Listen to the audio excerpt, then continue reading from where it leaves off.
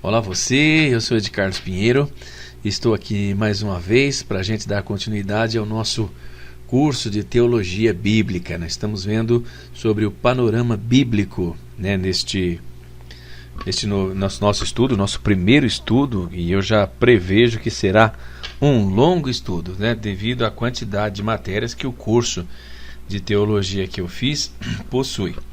Então, já peço para você, se inscreva aí no meu canal, dê o seu like aí, compartilhe essa gravação, você que gosta das coisas bíblicas, você que gosta de aprender a palavra de Deus. A Bíblia diz assim que a luz do justo é como aurora, ela vai brilhando mais e mais até chegar a dia perfeito. Então, o crente, quando ele se converte, ou uma pessoa que se converte, ou mesmo que não se converte, mas deseja aprender mais da Bíblia, é como a luz da aurora, né? O sol, né? Quando ele vai naquela transição do dia, né?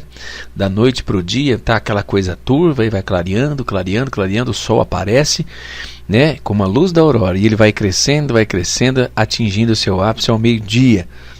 E então é assim que nós devemos ser em relação às coisas de Deus, em relação à Bíblia Sagrada, tá certo? E hoje nós vamos continuar vendo o nosso tema sobre panorama bíblico. E já vimos diversas coisas a respeito de animais, alimentos, vestuários, casas, né?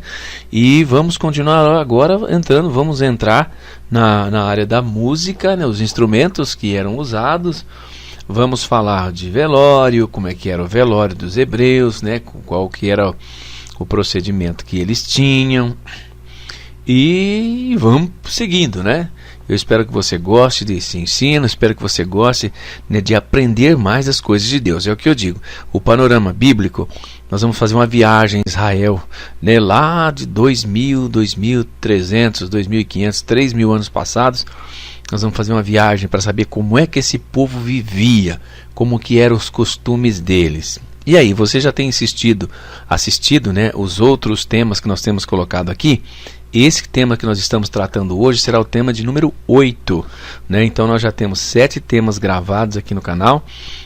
Você pode acessá-los, e é interessante que você comece, né, pelo primeiro tema, porque somente assim você vai fazer realmente uma viagem panorâmica sobre o tempo de Israel, inclusive onde nosso Senhor Jesus Cristo, nosso Salvador, vivia, tá certo? Então hoje nós vamos estar iniciando, né, pelos instrumentos musicais, e nós vamos fazer aí mais ou menos uma palestra hoje de mais ou menos 50 minutos também, tá certo? Então, sobre os instrumentos musicais, havia muitos instrumentos musicais na época. Aqui nós vamos apresentar para vocês alguns que são citados na Bíblia, né? Então, será que tinham pessoas que sabiam tocar esses instrumentos? Claro que tinha, né? Claro que tinha. E o primeiro que nós vamos citar aqui é a flauta. A flauta é um dos instrumentos mais antigos do mundo, né? Ela era, né? A flauta antiga, ela era de madeira e tinha somente um orifício por onde era controlado o volume, o timbre e também o som, né? O outro instrumento mencionado na Bíblia era o saltério. Geralmente é nos salmos, né? Que salmos são cânticos, né? E esses instrumentos, quase todos eles é mencionados ali nos salmos. O saltério era uma espécie de harpa, parecia uma letra U, cortado em cima por uma barra onde esticavam as cordas, e poderia ter de 3, né, a 12 cordas. A harpa ainda possuía um bojo de vidro ou de pele e era feita assim de madeira ou de metal. Um outro instrumento, também mencionado na Bíblia, era a trombeta. A trombeta era um tubo longo com as extremidades alargadas em formato de sino. A extremidade, se soprava, era pequena, né? Onde a gente colocava a boca para soprar ali, né? Mas a oposta, por onde o som saía, era maior e era feita geralmente de prata ou de cobre. Você pode verificar isso lá em 2 Crônicas, capítulo 5, versículo 12. E os sacerdotes tocavam 120 delas durante as celebrações. O outro instrumento era o shofar. Era um instrumento feito de chifre de carneiro e tinha um significado religioso muito forte. Os israelitas tocaram alguns deles na queda das muralhas de Jericó, né? Aquela maravilhosa experiência narrada na Bíblia Sagrada, lá em Josué, capítulo 6, versículo 20. E ele também está presente até na derrota que Gideão infligiu aos midianitas, Juízes 7:16. Um outro instrumento que também era mencionado na Bíblia, vamos citar mais dois, né? E esse próximo aqui é o tamboril. Era uma espécie de pandeiro, né? Então, nós conhecemos por pandeiro hoje. E o tamboril era uma espécie de pandeiro. Ele somente não era tocado no templo, mas em todas as festas e danças seria um dos instrumentos que mais animava. Os símbolos. Você sabe o que é um símbolo? Eu não fazia nem ideia até fazer o curso de teologia. Símbolo eram os pratos de metal usados tanto nas ruas como no templo. Você já deve ter visto, né? Que a pessoa trava uma mão, trava um na outra e bate, né? E dá aquele som estridente, né? Bom, se tinha instrumentos, isso quer dizer que tinha música. E se tinha música, isso quer dizer que tinha danças. Então o povo de Israel dançava, né? Não havia entre os israelitas pessoas introvertidas. Mas, crescendo nesse contexto festivo, todos eles gostavam muito de dançar e expressar seus sentimentos. Deste modo, ninguém reparava como o outro dançava. Na verdade, dançar corretamente era dançar para Deus. Não só dançavam, mas gritavam de felicidade, né? Davi dançou livremente e alegremente perante o Senhor, conforme você pode verificar em 2 Samuel 6,14. Toda esta alegria, associada às danças e cânticos, foi uma das boas heranças judaicas dentro do cristianismo. Paulo e Silas louvavam a Deus no cárcere em Filipos, Atos capítulo 16. Os cânticos alegres e extrovertidos somente voltaram à igreja pela Reforma Protestante, onde o povo pôde ver uma igreja comandada pela Bíblia e não por homens. E o conhecimento da Bíblia, né, que prega toda esta alegria, passou a ser uma regra. Paulo aconselhava os crentes a cantarem ao Senhor. Você pode verificar isso em Efésios capítulo 5, os versículos 18 e 19. E pelo que parece, conviveremos na eternidade com isto, pois no livro do Apocalipse muitas manifestações relacionadas com a eternidade estão ligadas a quê? Ao cântico. Então aqueles que não gostam de adorar a Deus vai encontrar dificuldade se chegar no céu. Então lá nós vamos ter muito tempo para cantar, tá certo? Sobre os funerais, como é que eram os funerais nos tempos do povo judeu, nos tempos de Jesus ou um pouco antes, né? O povo israelita tinha um profundo respeito pelos seus mortos. Não praticavam o desprezo que os gregos tinham pelo corpo, nem também cultuavam seus mortos como os egípcios.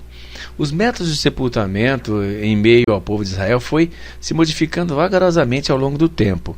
E na época de Cristo, a lavagem e preparação para o sepultamento era bastante importante nos costumes judeus. Para os israelitas, o morto deveria ser enterrado no prazo de tempo mais rápido possível. O corpo não era embalsamado, pois eles entendiam que deveria se tornar em pó naturalmente, o que vai ao encontro da Bíblia, né? Então eles não embalsamavam, eles apenas passavam ali, né, aquele envolto naquelas tiras lá, né? Eles não faziam igual os egípcios, né? No Egito, então, o período para o embalsamento era de 40 dias. Entre os judeus, o cadáver era levado enfaixado com tiras de linho, juntamente com as especiarias e perfumes. O luxo que era feito, o sepultamento, variava de acordo com as condições financeiras.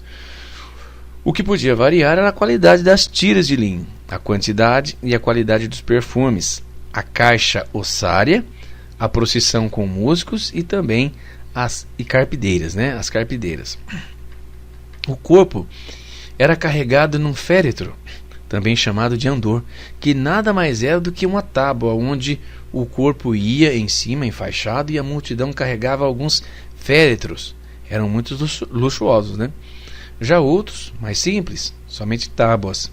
Não havia caixões naquele tempo, mas sim caixas ossuárias. O morto era deixado em cima de uma laje com muito perfume para tentar neutralizar o odor. E depois de feita a decomposição, os ossos eram recolhidos em uma caixa e essas eram guardadas nos túmulos que continham diversas delas. Tais caixas eram feitas de cerâmica e mediam aproximadamente 60 a 90 centímetros de comprimento. 30 centímetros de altura e 30 centímetros de largura. Muitas dessas caixas são encontradas até hoje por arqueólogos. Elas eram geralmente bastante decoradas e geralmente o nome do morto estava gravado nela. As procissões não eram silenciosas. Lembre-se de que os judeus extravasavam seus sentimentos e não os guardavam. Eles choravam e gritavam em alta voz e batiam no peito quando uma pessoa morria. E uma coisa interessante também é que tinha uma profissão dos pranteadores. Quem que era esse pessoal? Era um pessoal que inclusive está mencionado na Bíblia, né? Eles eram contratados pela família do morto, né? Então, por incrível que pareça, havia esse costume nos tempos bíblicos. As famílias dos mortos contratavam pranteadores profissionais que eram especializados em aumentar a tristeza do enterro, gritando o nome de antepassados e criando assim aquele clima de depressão. As famílias mais pobres às vezes contratavam somente um desses, né, porque não tinha dinheiro para pagar. Mas famílias ricas contratavam dezenas. Os pranteadores recebiam seus pagamentos quando? No final do enterro, né? Dá para perceber, dá para a gente imaginar a falsidade que era, né? Ficava ali chorando o tempo todo, na procissão, chorando o tempo todo. Aí depois que colocava o corpo lá no sepulcro, né? Voltava tudo normal. Aí que coisa, né? Esses eram os costumes bíblicos da época, né? Os cantores também não podiam faltar. Eles entoavam lindos cantos e salmos, cujas letras se encaixavam bem para a ocasião. As letras tinham o objetivo do quê? De consolar. Na retaguarda da procissão vinham os músicos, e o instrumento estabelecido pelos rabinos para o funeral era somente a flauta, né? Os primeiros túmulos foram feitos em cavernas. Com o tempo foram se criando sepulcros mais elaborados, até que surgiram as criptas e depois as gavetas como caixas de ossos. Havia também sepulturas subterrâneas onde tinha acesso por meio de escadas. Geralmente uma grande pedra fechava a porta do túmulo para proteger os corpos, né, de animais carniceiros, né, que eram atraídos pelo mau cheiro da decomposição do corpo. Dependendo das condições da família, estas portas poderiam ser até entalhadas. Os túmulos eram, por fim, né, caiados como mais um recurso para se preservar a higiene, né? Vamos lá ainda. Falando ainda de mortos, né? Daqui a pouquinho nós vamos sair desse tema dos velórios, né? Como é que eram os velórios? Tinha velório? Ficava 24 horas, 8 horas, 12 horas, 15 horas? Como é que era no tempo do judeu os velórios? Mas vamos ver. Hoje em dia nós temos os velórios e poucas pessoas sabem que isso é um costume pagão e que a igreja protestante herdou da igreja católica. Velório significa velar ou tomar conta da alma do morto ou de seu corpo, até que o padre chegue e encomende a alma. Mas é duro demais querer explicar isto no momento de um enterro.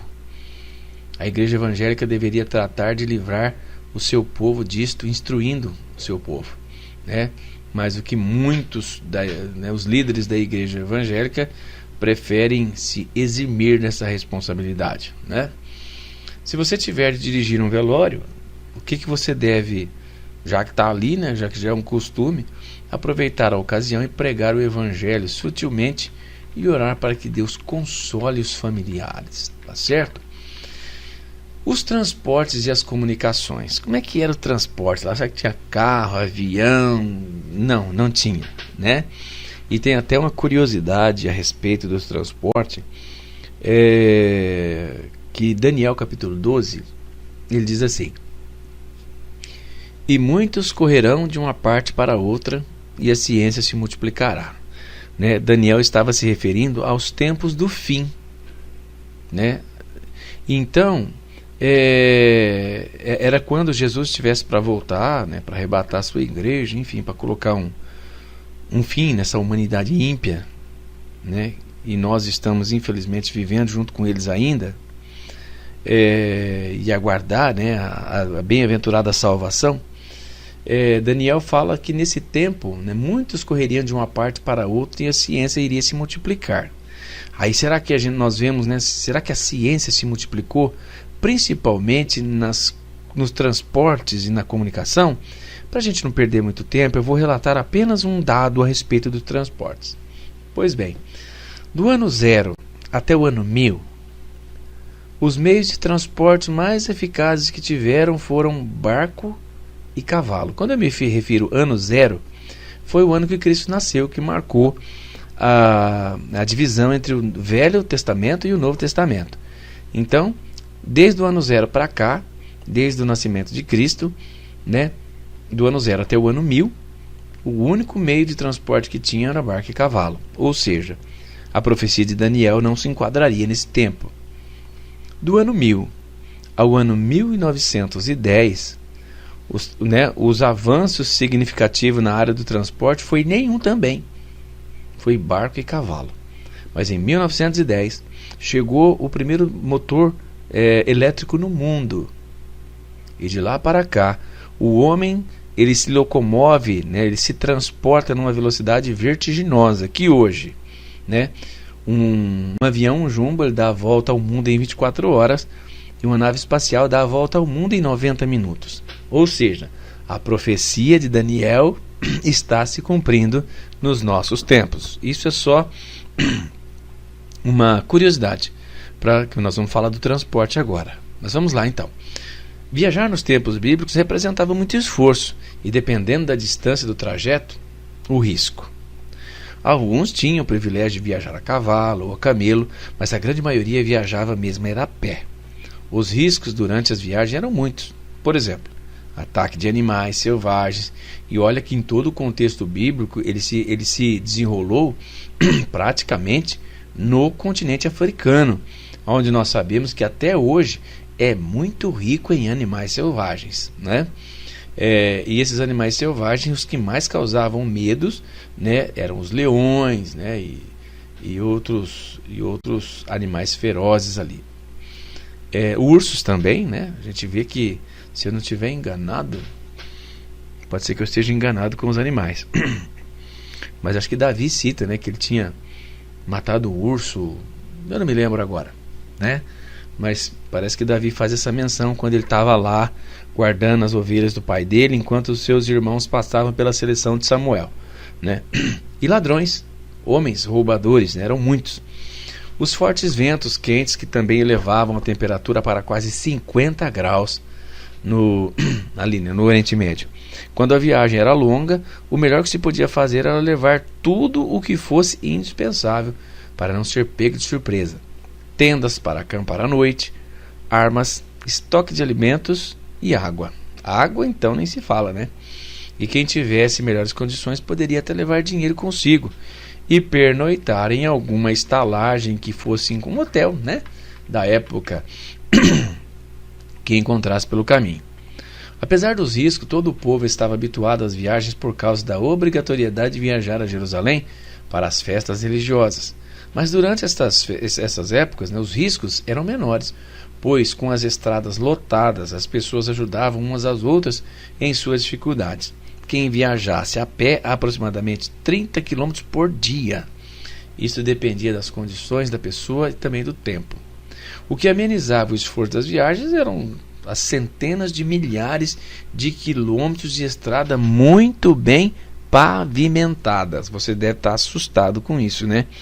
É que para mim o asfalto chegou a menos de 100 anos, né?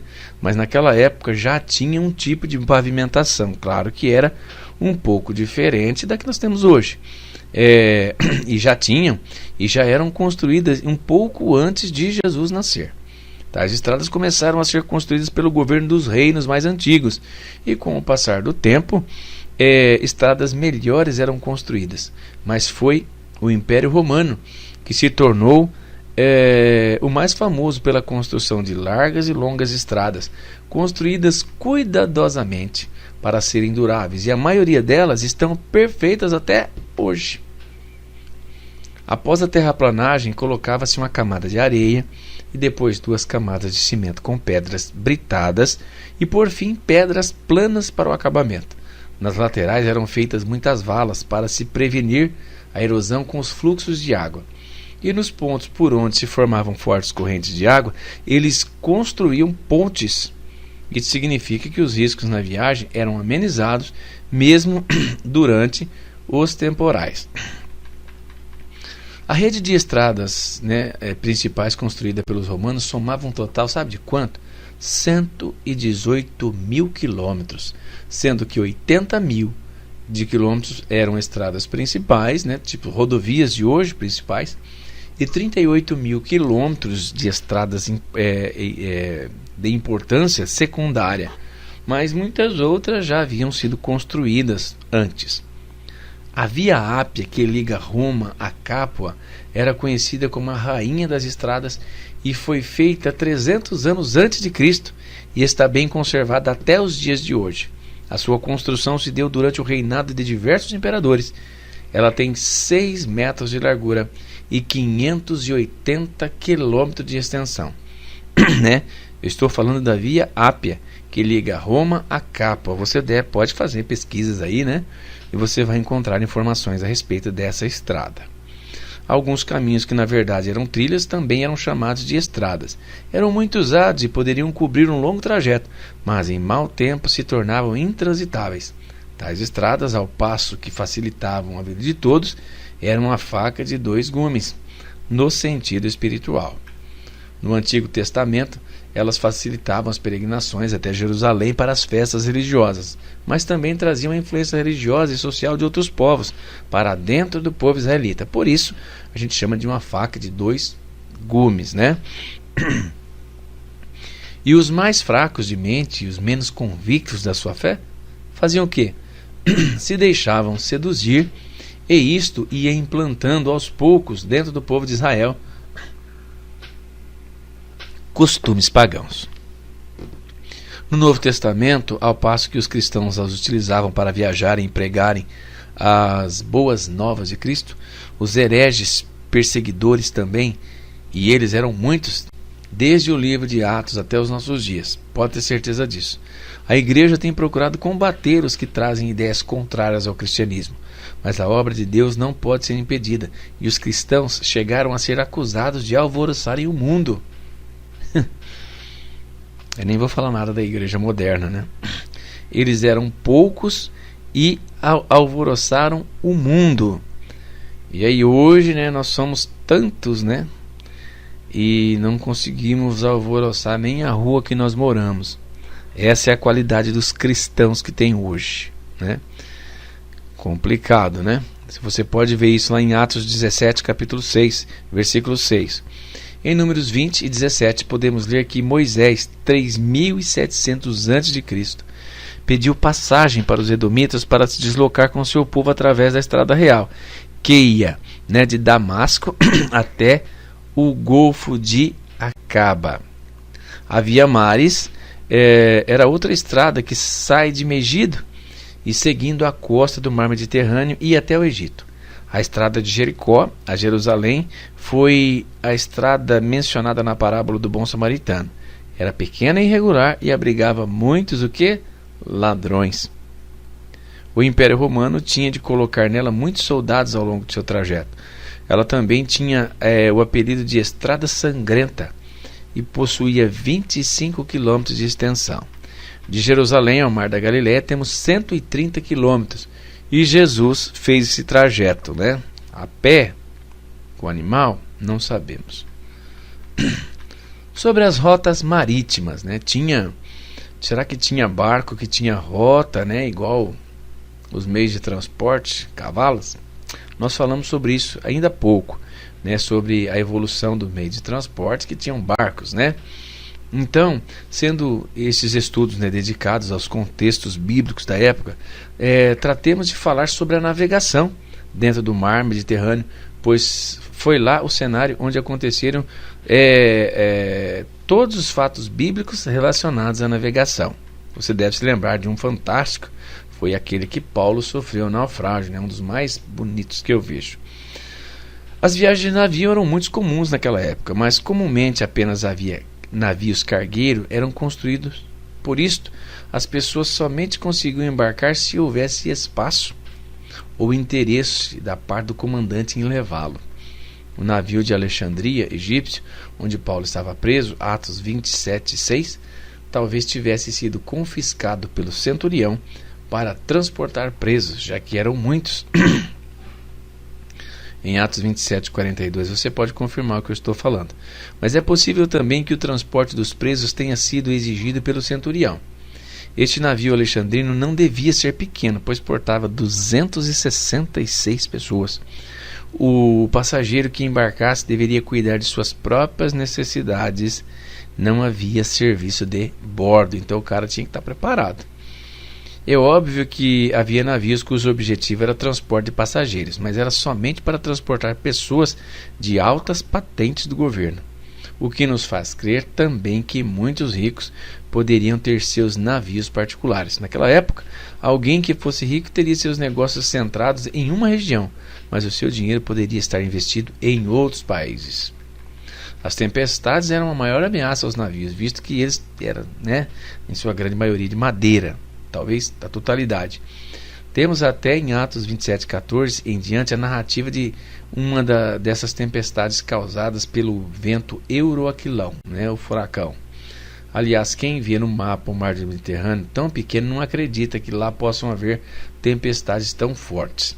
Dependendo da direção para onde o vento sopra, e para onde você vai viajar, esperava-se o vento certo àquela direção, Se naquela época este vento fosse comum, caso contrário, não ficariam parados esperando por algo improvável.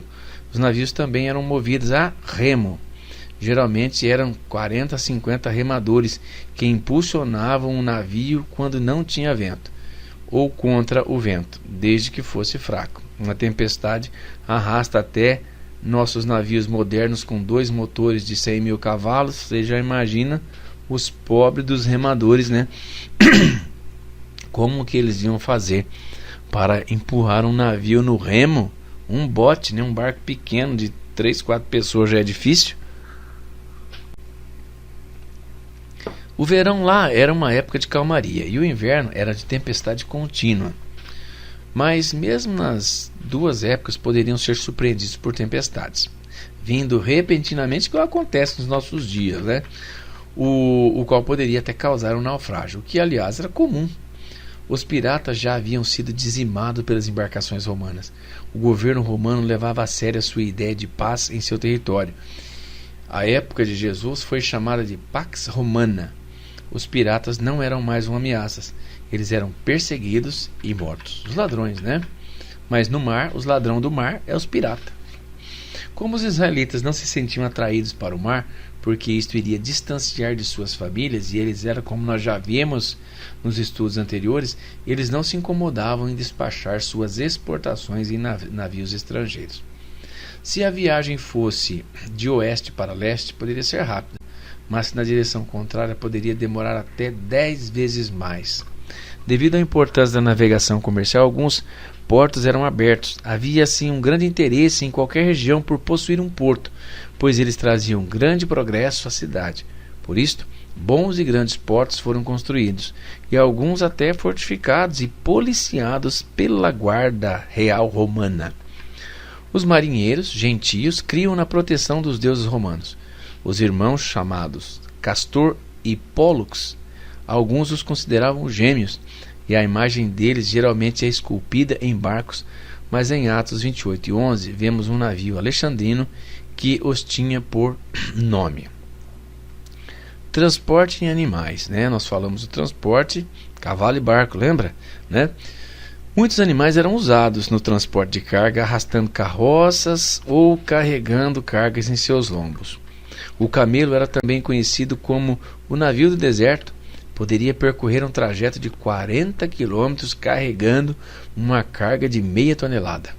Era um animal dócil e somente tinha a desvantagem de vez em quando empacar, ele ficar parado no lugar. O jumento era mais comum e barato, era fácil de cuidar e também muito resistente, e poderia carregar então aí uma carga de até 150 quilos, ou seja, menos de 1/3 do que um camelo poderia carregar. Mas não era tão teimoso igual o camelo. O cavalo não era usado muito para carga não, mas sim eram os tanques de guerra da época, porque ele era forte, ágil e também rápido, e resistente. Os elefantes. Os elefantes eles eram usados de diversos modos para arrastar cargas pesadas, como tanques de guerra, por exemplo, mas eram muito mais comuns nas paisagens de Israel, ou talvez nem existisse. Talvez eles fossem usados em Israel para o transporte de grandes volumes de materiais, tais como os da construção do Templo de Salomão, pois um elefante poderia carregar em seu lombo 2 toneladas por um longo trajeto.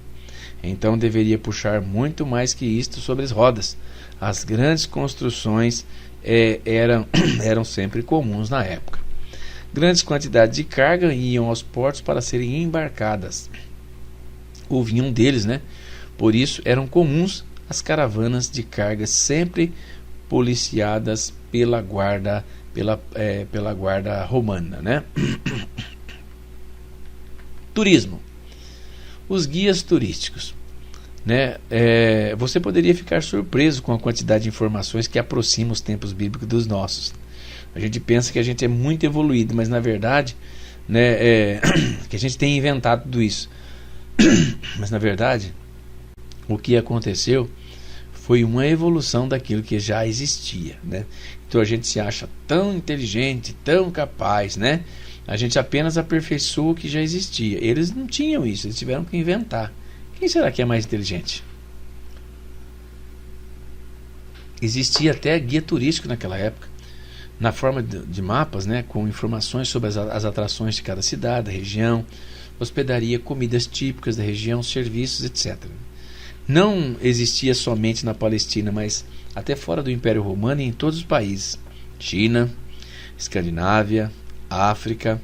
E tudo isso porque as pessoas adoravam viajar. Qualquer coisa era desculpa para uma viagem, que sendo bem planejada e usando rotas policiadas, não tinham nenhum imprevisto. Motivos para viagens mais comuns eram peregrinações, visitar parentes, competições esportivas, estudos, tratamentos médicos, negócios e investimentos. E os hotéis da época? Os hotéis da época não tinha. Na verdade, eles existiam, mas com outros nomes. Hospedaria, né? Tanto que até nos hotéis de hoje, quem usa o hotel, ele é considerado um hóspede. Vejam só, trocaram apenas o nome do hotel, mas dos personagens permaneceu o mesmo. Havia muitas espécies de hospedarias naquele tempo, e até as indecentes, onde tinham prostitutas a serviço dos clientes, e era muito comum, eram os motéis da vida, né? Muitas delas tinham muitos serviços, tais como alimentação, banho, cama, currais para os pastores, né? Eu estou me referindo às hospedarias. Mas outras hospedarias poderiam ser lugares ruins e covis de ladrões, exatamente o que se chama de boca do lixo hoje em dia. E quem se hospedasse nesses locais poderia ser assaltado e morrer ali mesmo. E havia também as famílias, né? Até mesmo com guarda-costa. Daí uma das importâncias dos guias turísticos, né? Eles informavam inclusive a respeito disso. Um outro detalhe que nós vamos ver, né, nesse capítulo que nós estamos estudando hoje é o que se refere à cultura e religião judaica, suas festas, seus cultos, partidos políticos e religiosos e também a sua música. Como a minha intenção não é somente conhecer a sua cultura, mas seus sentimentos também, então este capítulo que nós vamos estudar daqui para frente é de suma importância, né? Que inclusive vai começar assim, a entrar muito mais profundamente na Bíblia, né? Então nós vamos começar falando de quê? Do que? Das festas, né? Como já sabemos, as festas judaicas eram barulhentas e alegres, onde todos dançavam e cantavam, né? Todos participavam e ninguém somente assistia.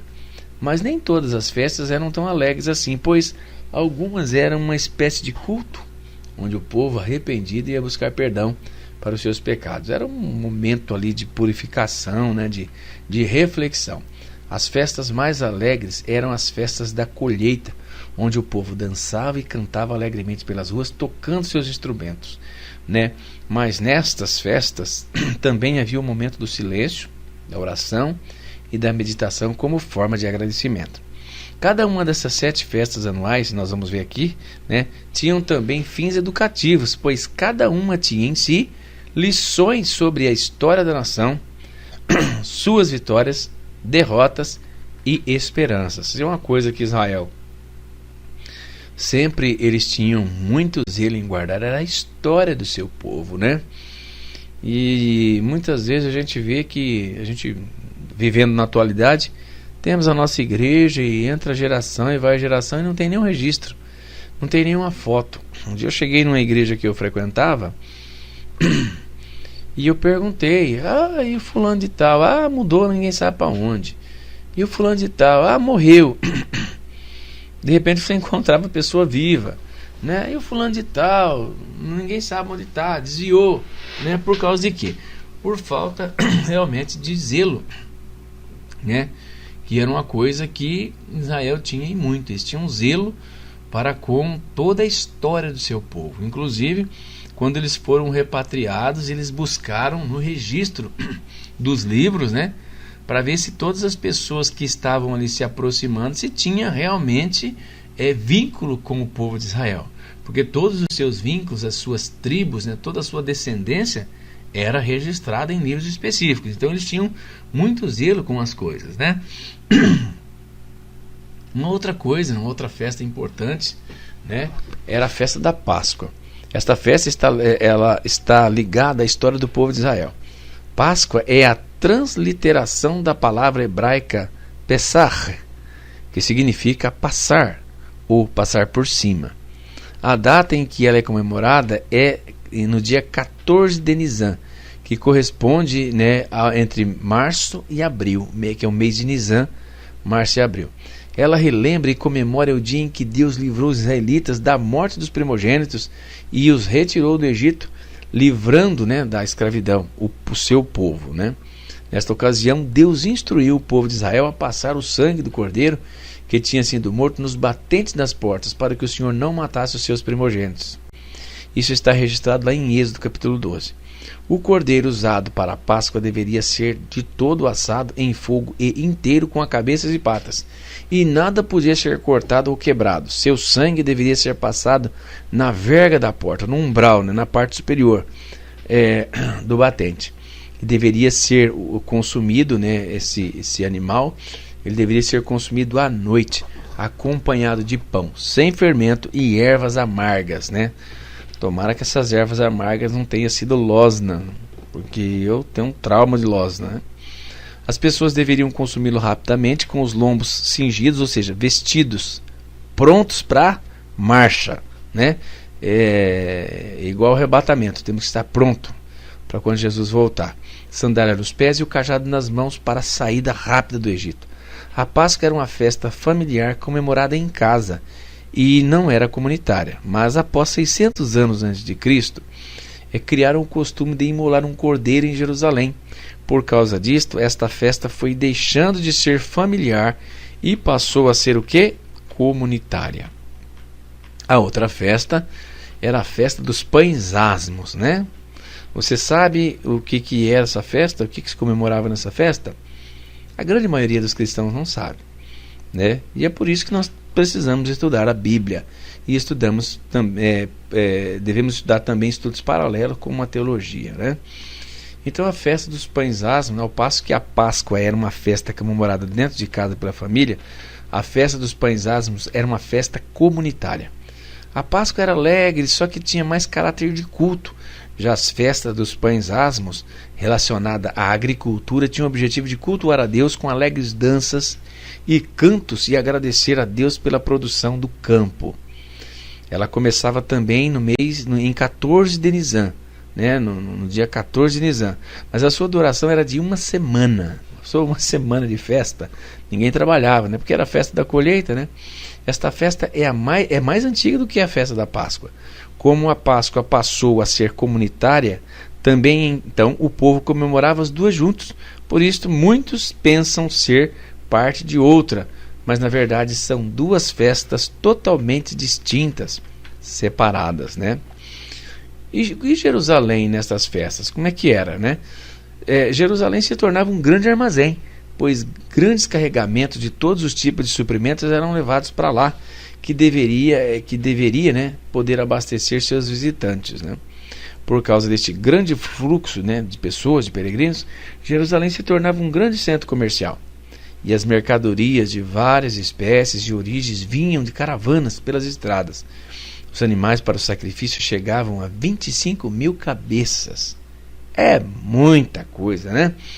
As hospedarias ficavam lotadas e alguns chegavam a alugar espaços dentro de suas casas, os quintais para os estrangeiros, os campos pelas cidades em volta dela ficavam lotados de tendas montadas. Não é necessário dizer que, ao fim destas festas, a cidade e seus habitantes estavam satisfeitos com seus ganhos. Nestas festas, o ato mais solene a sério era a cerimônia de abertura.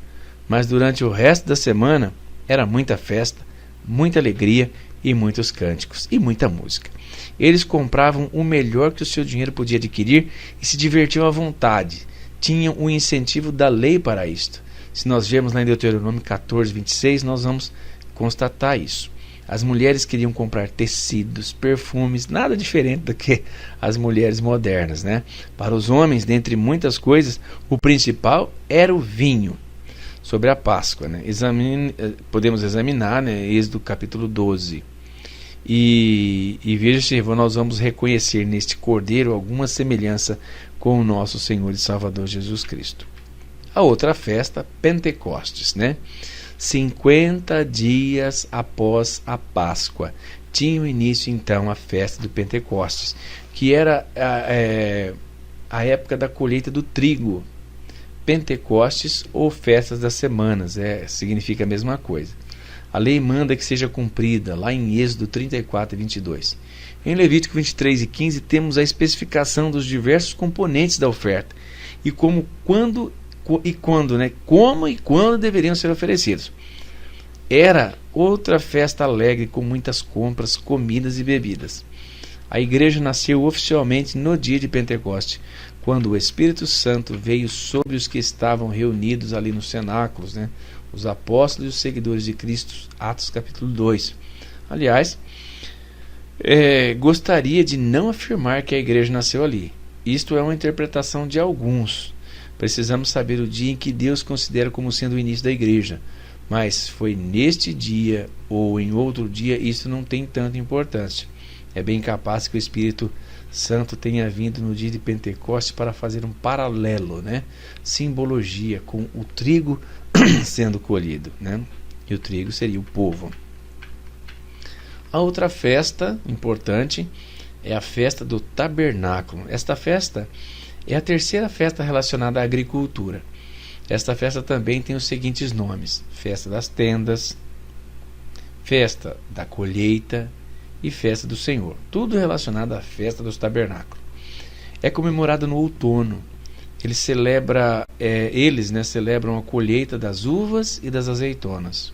Não havia um dia certo para começar, mas uma época, pois acontecia após a colheita, que poderia atrasar por causa do mau tempo, e também após a prensagem, né, do fruto colhido. Por fim, depois de algum tempo, a data de 15 de Tirzi foi estabelecida. O povo era chamado às ruas pelo toque das trombetas para assistirem às marchas dos sacerdotes que iam ao tanque de Siloé colher a água e derramá-la no altar de Deus para agradecer pela água e pedir chuvas. O povo lavava as mãos, né, nos ramos de palmeira, e à noite tochas de fogo, sempre com muita dança, com muito cântico, eram, né, apresentadas nas ruas. Nestas festas não havia lugar para festejo. Vários grupos numerosos iam cantando e dançando pelas ruas da cidade, né? O Ano Novo, ou Rosh Hashanah, que significa cabeça do ano.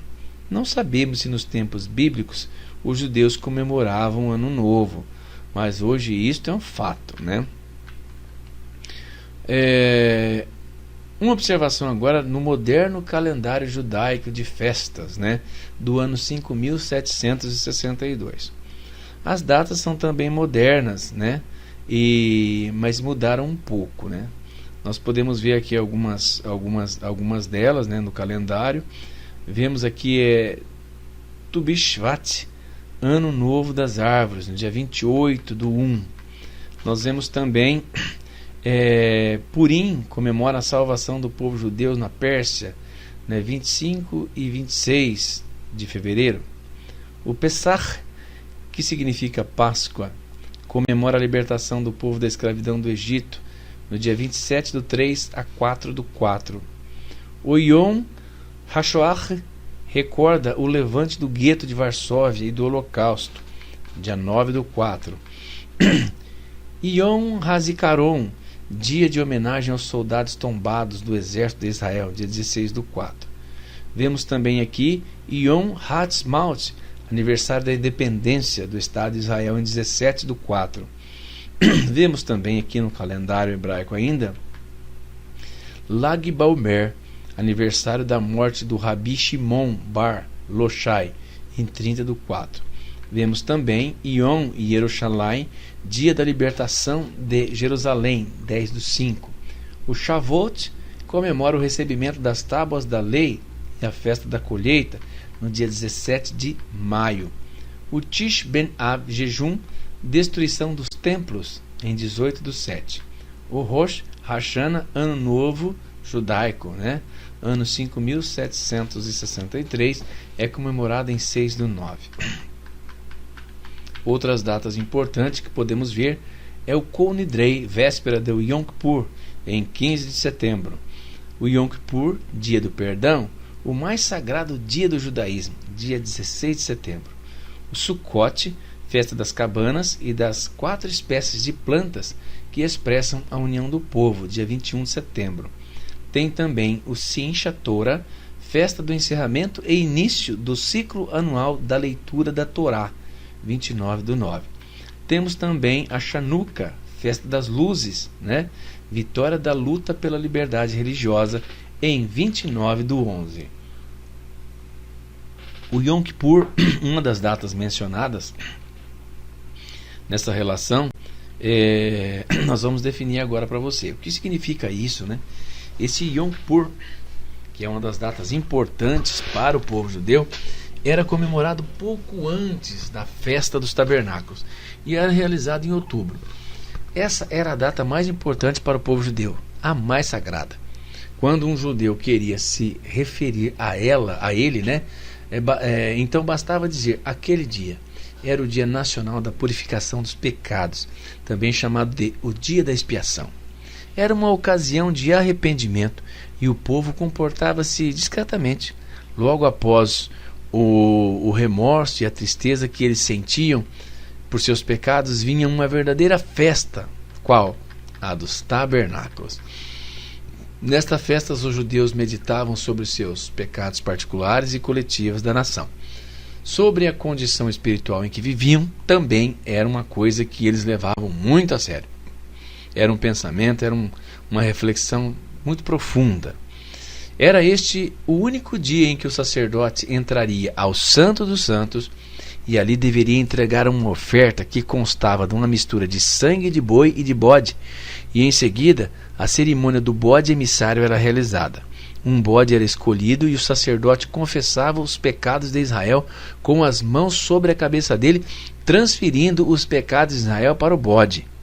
Após, ele era removido para o deserto, para um local bem distante. Isso simbolizava os pecados de Israel sendo removidos, né? Então, era cercado de um profundo simbolismo. A Shakuná.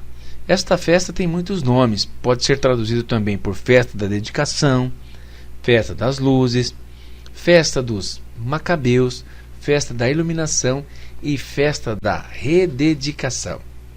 Comemora a data de 167 anos antes de Cristo, quando Judas Macabeu tomou o controle do templo das mãos de Antíoco Epifânio e o limpou e o purificou, e os atos de adoração voltaram a ser celebrados nele. Antíoco, líder do reinado Seleucida, tentou fazer o mesmo que Hitler na Segunda Guerra, ou seja, ele tentou exterminar os judeus. Quem quiser ler essa história, ela está registrada nos livros apócrifos de 1º e 2º Macabeus, que não são livros inspirados, mas são considerados relatos históricos fiéis. Esta festa, ela não era comemorada em Jerusalém, mas dentro da casa de cada pessoa, de cada família. O objetivo era a família alegrar-se, todos juntos, e se lembrar das vitórias dos Macabeus. Nesta festa, acendiam-se luzes por 8 dias, né? Pois a tradição diz que Judas encontrou um vaso com uma quantidade de azeite para durar um dia, mas ele durou 8. Parece que hoje eles acendem uma vela diariamente. Outra festa importante era a festa de Purim.